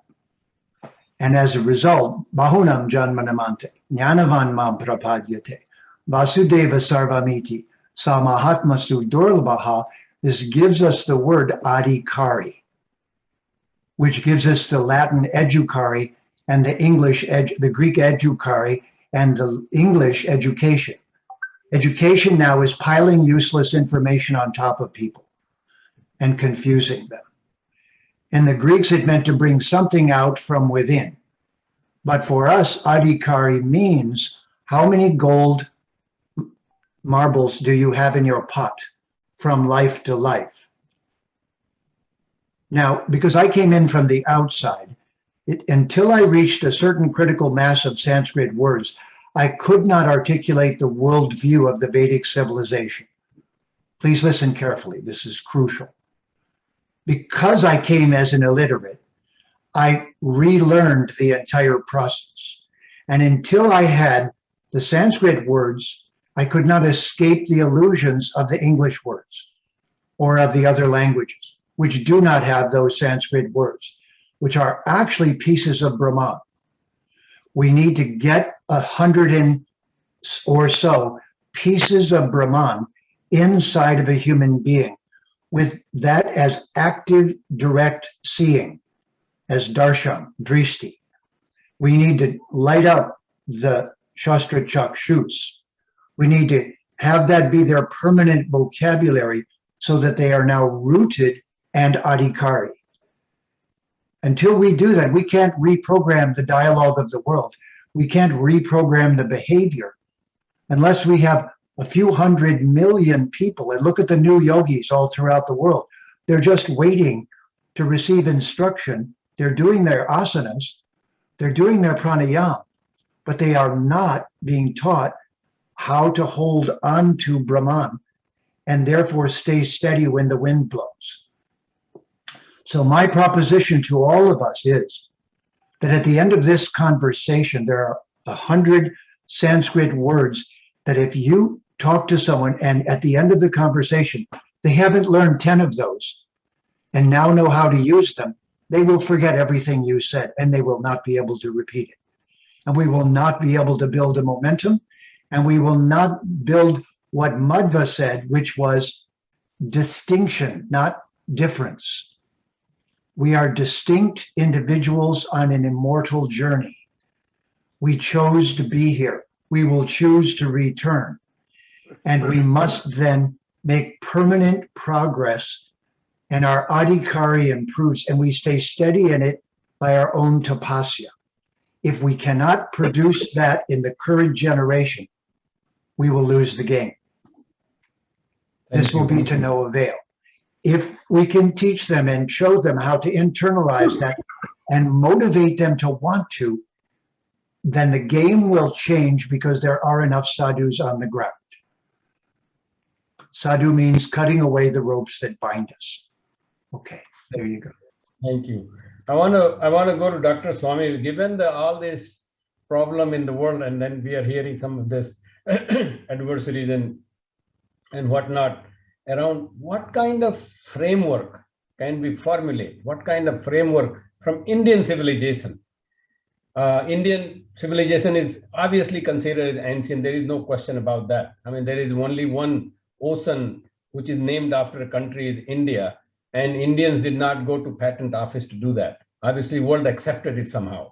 And so there is some level of inner feeling towards India. And I mean, not everything in the whole world is not only against India, and they probably look up to India. So what kind of Indian civilization framework can be used and then address? I mean, if anybody can address this idea, is probably you. I remember, I think some judge asked you that you don't go to Ram Setu to do the puja, and he said, well, we do puja to sun also. We don't go there to do puja. So that doesn't mean that is not our God. So I mean, you have a good presence of mind and good framework. I wonder if you have any idea about this.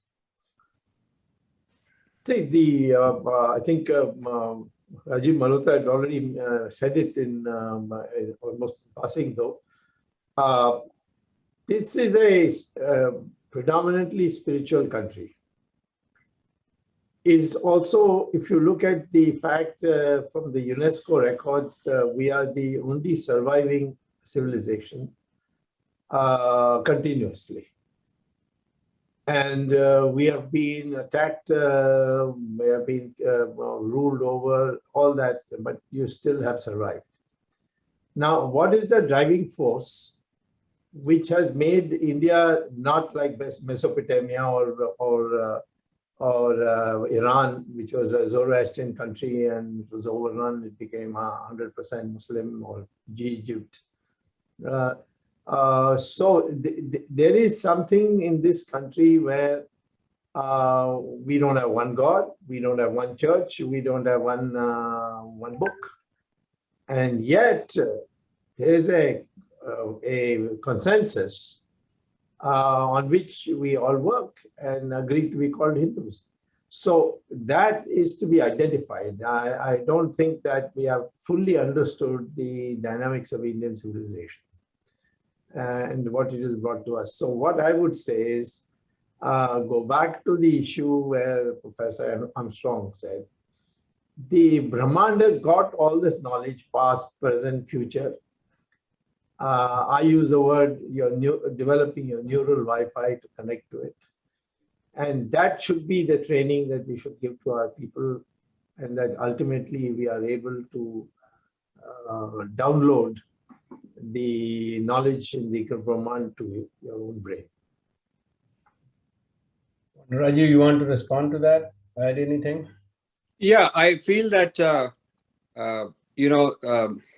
there is a biological movement, not by Indians, but by people like Elon Musk and Pentagon, Chinese also, to implant things in the brain, which they feel will connect all humans to each other, a sort of an internet of brains. And so the path, the materialistic path towards a unity is kind of being driven by this idea that I'll have the empathy of what's the thought in Balram Singh's head, because we'll be connected this way, and I'll be able to feel his pain, and if he's sorry, I'll be able to feel that, and so this way humans will come together. However, this kind of purely mechanical connectivity, which is what it is, also would give one the ability and power to control the other, to listen to what he's doing and where he's vulnerable and take advantage of it. So there'll be some more powerful than others. There'll be some demonic people who will take advantage of it. So this kind of a mechanical level, biological level of interconnectivity which is happening is not the Rishi level. It is not the Rishi. It is not at that level of consciousness, but it is at a very egotistical, mechanical, biological, reductionist level of consciousness at which the world is moving forward at an unprecedented rate. There are, for the first time, these trillion-dollar market capitalization companies that didn't exist 20 years ago, or if they existed, they were very tiny. So the new wealthiest people in the world are the ones who made their money on this kind of a thing. So you're seeing the world move so fast in this direction of a biological rather than spiritual kind of base for power. And this is my previous book on artificial intelligence and the future of power. 500 plus pages is entirely devoted to this issue or this topic. And I feel that India is, as we speak today, is neither here nor there. It's neither truly Vedic and able to leverage that power, for which it would have developed large numbers of yogis and rishis to bring out a different level of power. We are not there, and we don't seem to be heading there. Nor are we like the Americans or Chinese or the Googles of the world and so on, where we are able to bring about this very Ravan-like techno power. So we are neither properly a spiritual power nor a materialistic power. We call ourselves Vishwa Guru. I don't know how many of you saw this cricket match with Pakistan where the Indians are kneeling in Black Lives Matter sympathy. Stupid people. They have no idea who this is, what it is. Do we have anything to do with it? Why are we doing it? And it's very interesting video I put out yesterday where the Rohit Sharma goes to the Pakistani and says, we're all going to kneel. Would you like to join us? And the Pakistani said, no, we put our hand on our heart. We're not going to kneel. You guys go and kneel. So the entire Indian cricket team is kneeling and the Pakistanis are standing straight. And then there is another video of Pakistani doing namaz on the cricket field and the Indians standing around looking very dazed, my God. But what it shows is they understand their messaging. They understand who they are, whether you agree with them or not, but at least they are very confident of that. And Indians are mixed up people, very totally mixed up lot, and these are the icons. These are the people that we consider to be the devatas. It is these cricket devatas and Bollywood devatas and billionaire devatas and neta devatas and all these kind of weird devatas that we've created. So before Balram Singh, you think of what should we bring in devatas? The point is you got to take on these existing devatas of modern India in the name of Renaissance and whatnot. You have to figure out how to dismantle them. One line in addition, this is not the decision of the cricketers. Okay. So whoever did it, the point is it's a blot on Indian. If these are considered cultural ambassadors, if that is what it is, whoever did it should be taken to task. And maybe the cricketers should have said, listen, I'm not here to have any religious message. I'm not here for a religious message. I'm a cricketer. I will protest. I will write a letter saying somebody is giving me instructions. Like the whistleblowers of Facebook. I really admire them guys. They've gone to the US Congress. They've put out thousands of pages of internal documents to expose their company and create because of moral conscience. We need people who can speak up. So what happened to the whole cricket team that they went like bunch of, really slaves and obeying this kind of stupid order? Not one of them stood there saying, I'm standing, and like the Pakistanis are, you can kneel, I'm not going to kneel. Who are you to make me kneel? What would they have done? Suppose one guy had stood out like that, that would have really impressed me and made a statement. Gentlemen, one thing, if I may add. Yes, please. What if we're focused on the wrong area, and who we need to focus on right now are the ones stretched between all of these realities we've been discussing? And these are two groups of people. The Hindu youth being raised in English-speaking countries like America and Canada and England and so forth. And the new yogis like myself who are finding their way into the culture and have obviously done this in a previous life and said, I want to really do something. I want to go underground and be helpful. And so they're submerged under a culture and they're trying to emerge. I believe those two audiences are who we need to train right now, right away. Because the ones under the pressure of Western civilization and the world civilization, as Rajiv has described it so masterfully, are just about to be subsumed by that if they don't have an alternative. So I think we need to do 911, go straight in through HSS and other organizations, put on seminars for those people because they're stretched between their culture and English, and they will listen. I am proof of. They will listen. They're listening to me, and they're saying to me, you're saying it more clearly than I've ever heard it.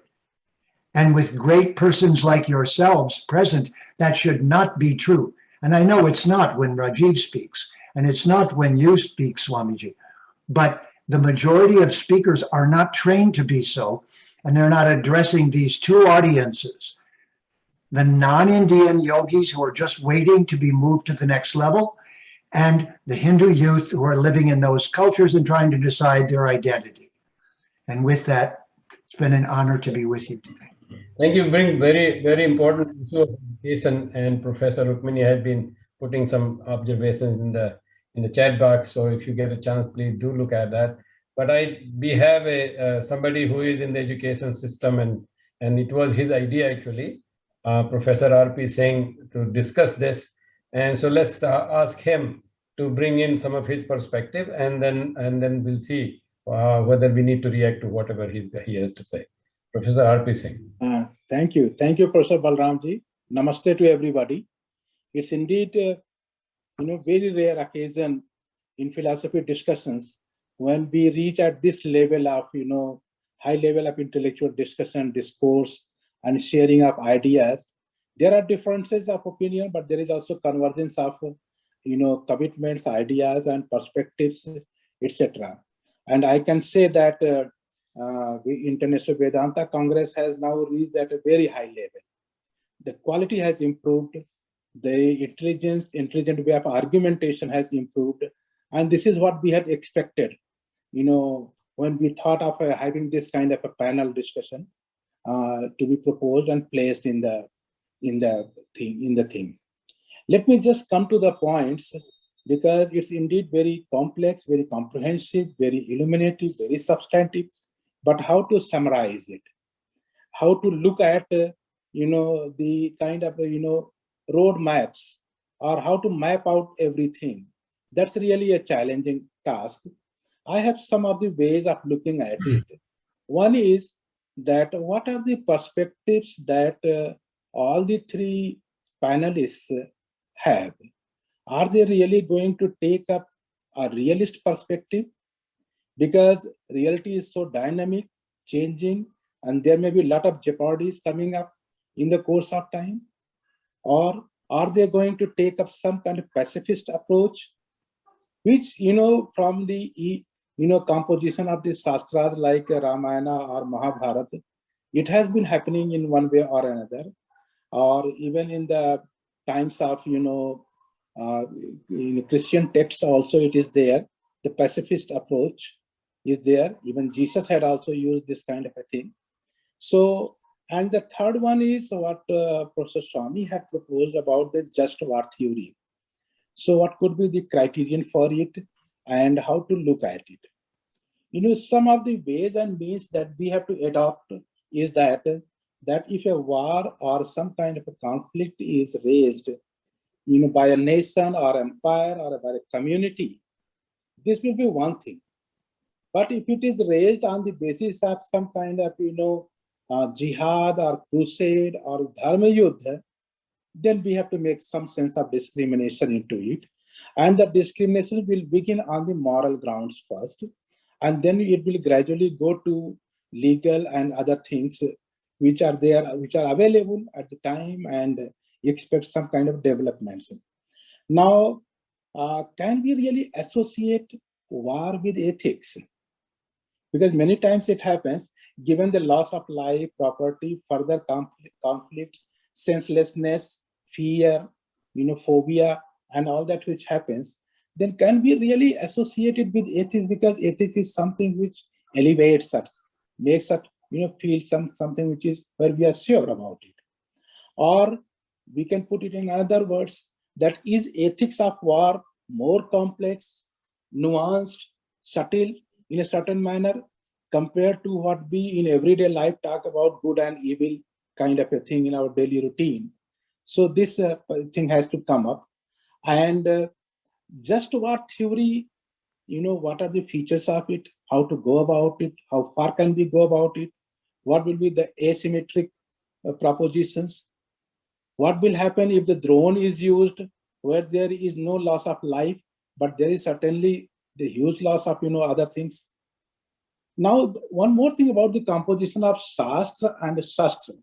While, explaining the term, etymologically, not etymologically, as Balramji had said about it, in any way, both Shastra and Shastra create some kind of Anusasana.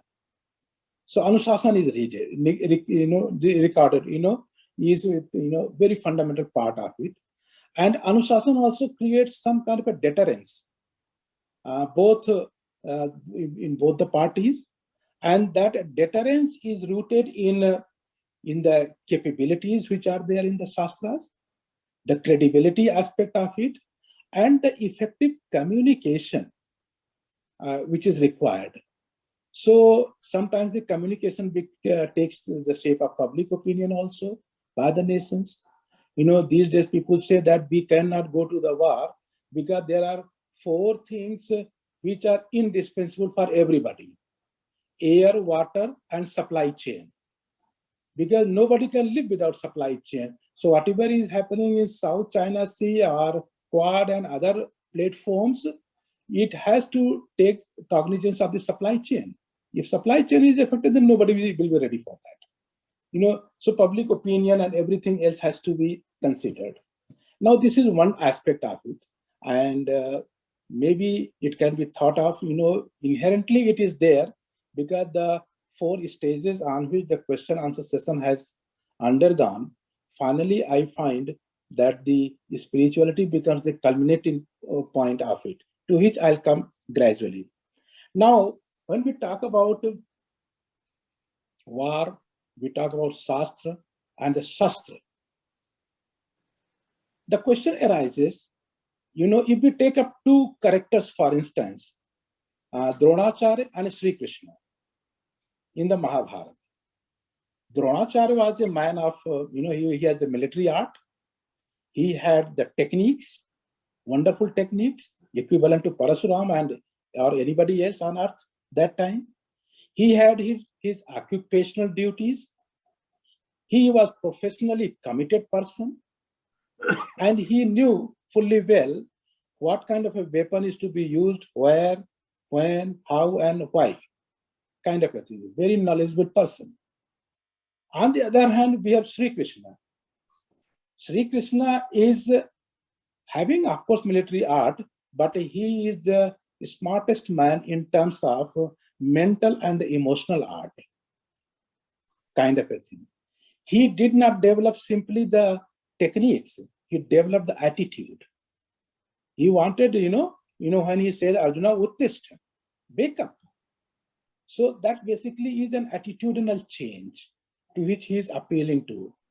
And he also has, of course, occupational duties, but constitutional duty is something because he is looking for the future. He is very utopian in a way. So very futuristic, that what will the Itihasa will tell if we do it. So utopian element is very much there. And I think this way we find that Bhagavad Gita as a Shastra and also as a Shastra, it is very motivational manual kind of a thing. It will motivate anybody and everybody. This is the kind of, another feature. Then we find that nitty-gritty things also emerge gradually, and that pertains to the asymmetries which we find in the war, and the theory of just war, because asymmetry can be judged only on the basis if you have agreed on the theory of just war. And some of the features are, which I was just trying to look at it, and then we find that it must be just war can be waged only by a legitimate authority. It could be a nation, state, community, or whatever, but some kind of legitimate authority has to be there. And it must have some kind of a cause which can be justified. And then it is based in the right intention. Intentionality has to be clear. And then people make their own kind of assessments, the probability of its success. And because there is a winning and losing phenomenon also very deeply attached with it. And even in day-to-day arguments also it happens. The winning and losing game is there involved into it. And most important thing is that war is the last resort. Whereas in the Shastra composition, there is nothing which can be said that this is the last word. You keep on changing it, developing it, arguing it, further investigations are there, but there is no finality. There is always a debate, dialogue going on. So, and it should be proportional kind of a thing.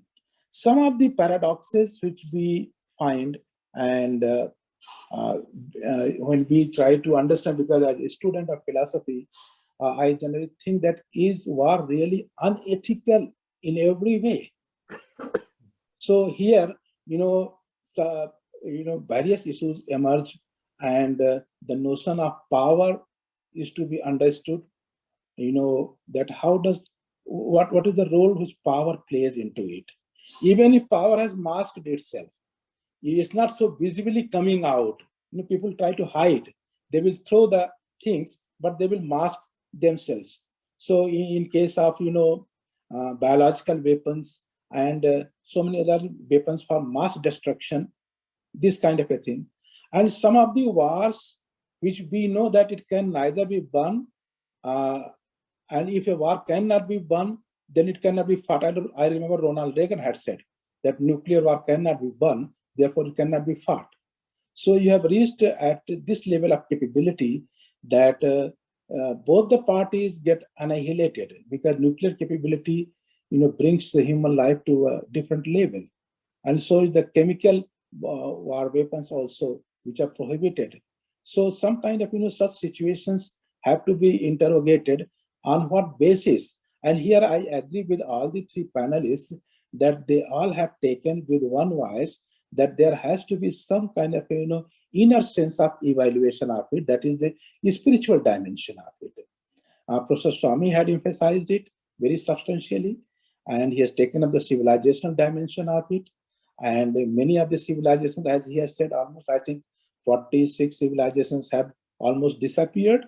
Only the Hindu civilization, Indian civilization has been left in terms of its grammar, its mathematics, and its language, its astronomy, and its literature, which is very immense into it, the dharma shastras, the ritas, these are very valuable entities and concepts which are left, and spirituality is prevailing. That even in the context of ritas also, the Rishi says that there is only one person who can violate the ritas, and it is the human. So it is the duty of the human to protect the ritas, because humans can violate the nature, they can violate anything, kind of a thing, but with that they will also get finished. So dharmo rakshat rakshita, kind of an entity where we all have agreed. And Rajiv ji has very substantially and very nicely, I've been hearing of him on the YouTube channels about his AI programs. But the way he has tried to bring out the inner disturbances which occur with the human beings. Of course, there are a lot of disturbance in the outside world, but there is also a war going on within ourselves that also requires to be analyzed. And Jeffrey Armstrong has also emphasized on this aspect of the spiritual dimension of it, that winning and losing is basically, it's a game of the mind. Mind is the victory, mind is the defeat. Shiv Sankalpa Sukta. The sixth mantra begins with that. That mind is the locus of everything. Mind is the power of ideas. That has to be evaluated, and spirituality has to prevail. I think that's all is my observation, Professor Balramji. And I thank every panelist. They have in fact enlightened us so much that our plane of thinking has really gone very high. Thank you very much, everybody.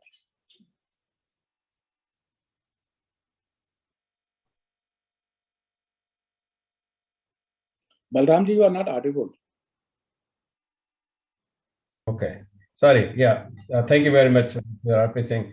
I said that I'm just going to show one slide and to raise some question, and then we'll ask the two panelists who are left. Raju had to go for some attending some medical need of some family member, so he's not here. But I would like to have the closing remarks by the two. But I already showed this, the communication. I find that any encounter, whether it's physical, mental, or spiritual, is some kind of communication. But important thing in that is from oh no. So I lost my the way I wanted to show my slide. Let me try one more time. And if it doesn't work, it doesn't work. There you go. So this one of the things is that all these physical bodies, this is related to everything we do at physical level or at the spiritual level. They are in communication with each other according to Vedantic philosophy. And in that allows us the karma currency, or its flow from one life to another life. And so human development from Vedantic perspective or Indian dharmic perspective is not just in one life. And that makes it easier to fight the war if you have to.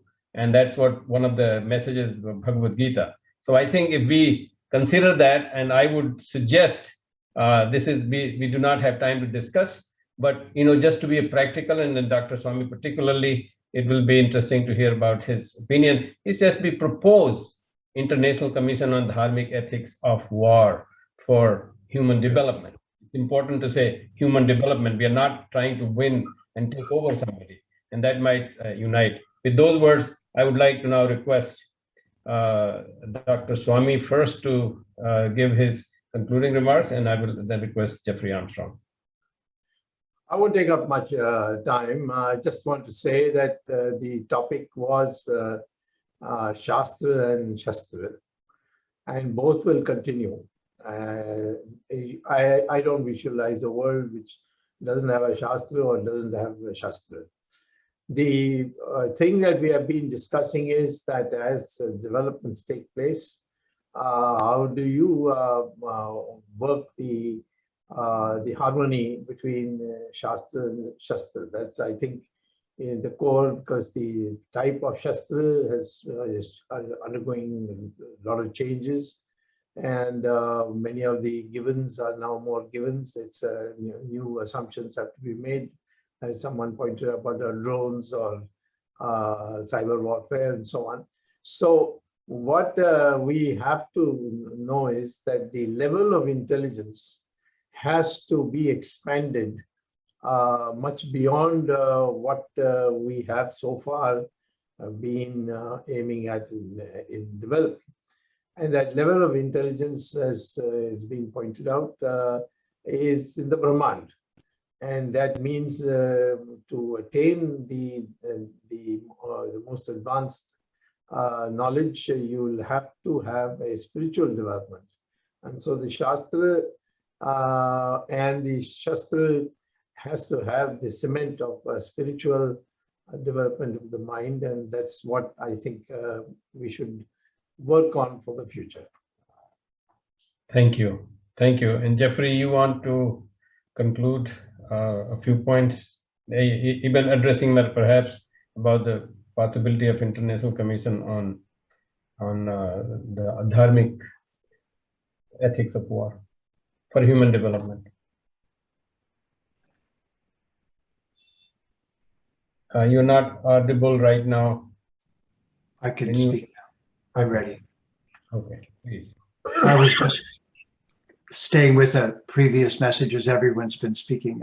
I'm digesting and absorbing them. It's been a great privilege to be with you. Well, something I would like to just add at the end, very simple.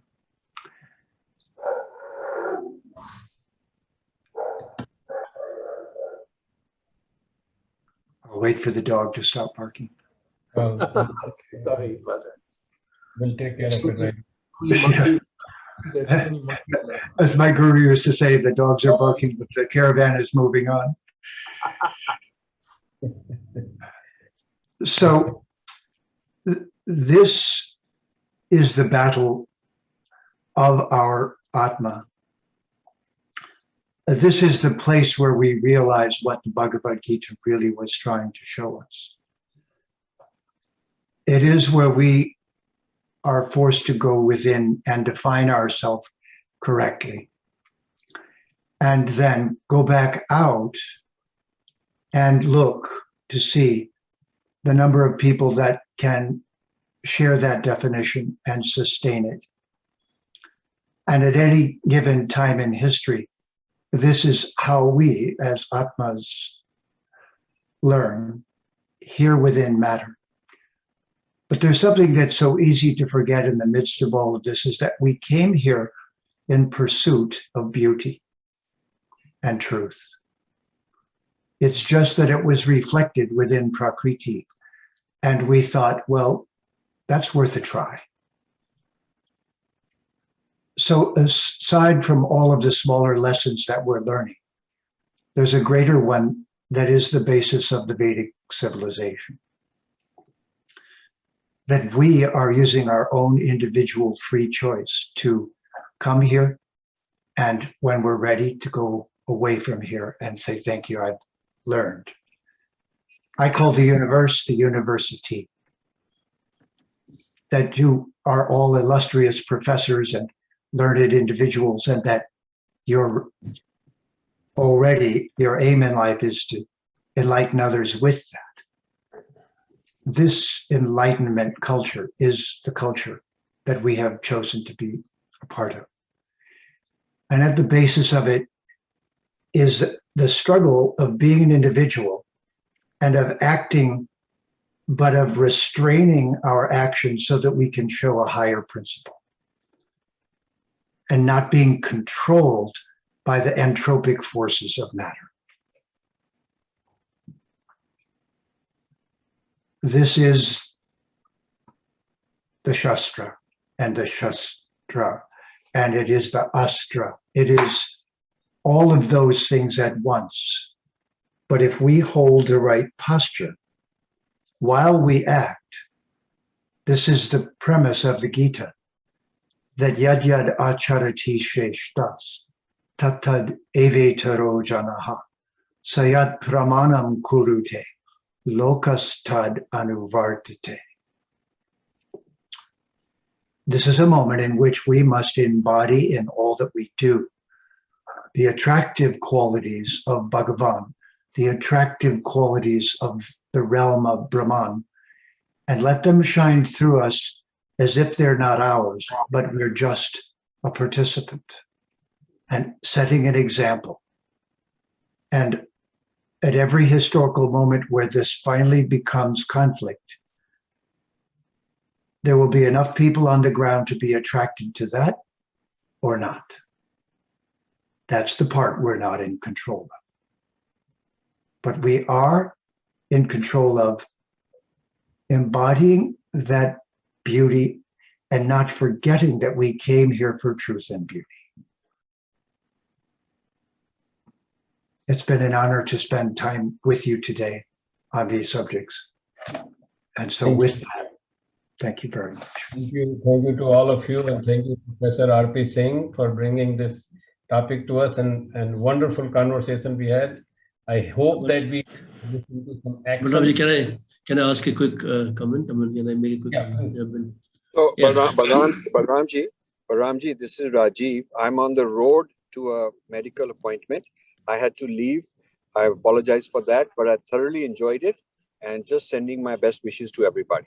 Namaste. Thank you, Rajiv. Thank you for connecting back to us.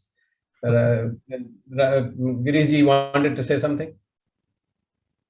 Very quick. Yeah, see, the Shastra etymologically derives from the root of Shas to instructor, and sons, sons to establish, etc., etc.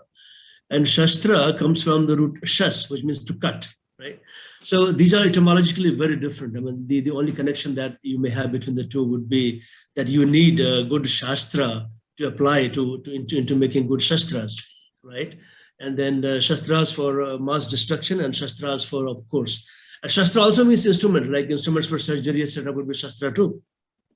So we can make good Shastras for economic development, progress of the country. We can also make good Shastras for weapons of mass destruction also. That's what one comment I wanted to make, because etymologically we have to write, because wrong etymologies and convenient false etymologies have played havoc in interpretation of our history and culture in India, like Varna, caste, etc., etc. And Arya also is one of them. Now, regarding a comment by Rajiv, I wanted him to stay. I was kind of hurrying up to make a comment, because he said that the Sanskrit scholars in the country are very good in theoretical knowledge, but not able to apply into something which could be used in India. I think I'm very happy with Sanskrit scholars being very theoretical and very strong in their Shastras, and been able to preserve our tradition for us for the last 6,000 years. And the fact that we are having Vedanta Congress here is because we had our text with us, and no other civilization has been able to do that. So the Sanskrit universities in 18 universities, scholars in them and scholars outside, I really salute them for doing their job nicely. Now, how can they apply would be that people like us have to interface with them. And there is a hurdle there. I think the curricula that is there in the universities are not being modernized, and we are not being, very communicative with them. They are not being very communicative with us. Language is a barrier, certainly, but we should not be restricting ourselves to English alone. We should look into Indian languages, where we can go into and talk to them. It is our responsibility to go in and talk to them and make sure that their knowledge comes out and applies to something good for our country. So I had these very brief two comments. Thank you so much, Balramji, for giving me this opportunity, and it was a great discussion, all of you. And Jeffrey, seeing you after a long time. Dr. Swami, you had been to our conference earlier also, and Rajiv was certainly here many times before. Thank you so much once again. Thank you, Girishji, for this and our continuing conversation about etymology versus etymology. I did look at the etymology of etymology, and before I first started speaking, and etymology, at least in the English language in Google, is nothing but a hearsay. If somebody sits down somewhere and says, oh, this comes from here and it comes from there. So whatever somebody says etymology, it has, actually I have lost all the faith about it. But in terms of akshar, the word akshar in Sanskrit has meaning, because it cannot be destroyed, just like in atom cannot be destroyed in chemistry. So I think while maybe somebody wrote that Shastra comes from this and Shastra comes from that, but you cannot remove the words in there. So and when I look at it scientifically, unless you practice something, you cannot write about it. And if you write about it, you must practice also. From that point of view, whatever the etymology meaning might be, Samskrita or whatever, it has to be considered that as a part of practice. Because if we don't practice it, only talk about what is written somewhere and we hold on to that. Like I said, etymology itself is a major issue. I think we have been hurt, like you were saying, Arya and all kind of things that people have just described to us, and we don't know what to do with it because somebody else is talking about. So I think it's very important that work of Jeffrey Armstrong and others to bring it into the mixture is a wonderful idea, and I think we should continue. There's a good example, Asura, but Asura, Balramji, was misinterpreted as having a negative particle like English, or is a negative particle in English. So from Asura, we got the word Sura, who is not Asura. And from Asita, which is black, we got Sita, which is Sita, white. So all these things were constructed carefully, resorting to wrong etymology. So we should be aware of that. That's what I want to know. Yeah, I think so. I agree with you. I think we should continue with that discussion. Thank you. Thank you again. Balramji, just one sec. One thing I would like to say that, in philosophy particularly, we do not go to the words and their meanings unless it is constructed in a sentence or a proposition. Because a proposition is a complete unit of thought. Words and other things could be very fragmented and scattered and may have different meanings at different times. So a propositional statement only conveys the full meaning of a particular word. That is the linguistic term in philosophy, and it has played a very important role in the further developments. Thank you. Wonderful. That's wonderful.